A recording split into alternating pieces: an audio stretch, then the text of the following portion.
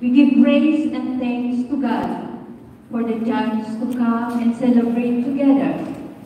As a people of faith, the blessing of the wonderful day on this feast day of our first Filipino saint, Saint Lorenzo Luis. And what a best way to express it, but through the celebration of the most Holy Eucharist. Today too is the World Day of Migrants and Refugees.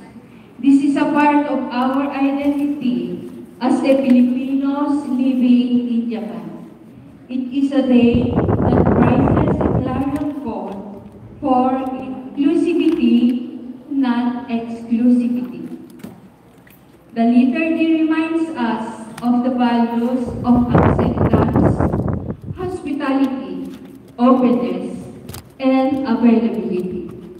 But it also inspires us to do the moral imperative of sharing whatever riches we receive,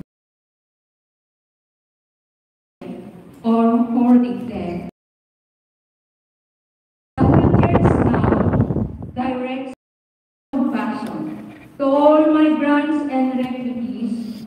As divine shepherd, he rouses us all to come together and gather this scattered family of God of whatever creed, race, color, or origin. And so together, we gather with the Lord.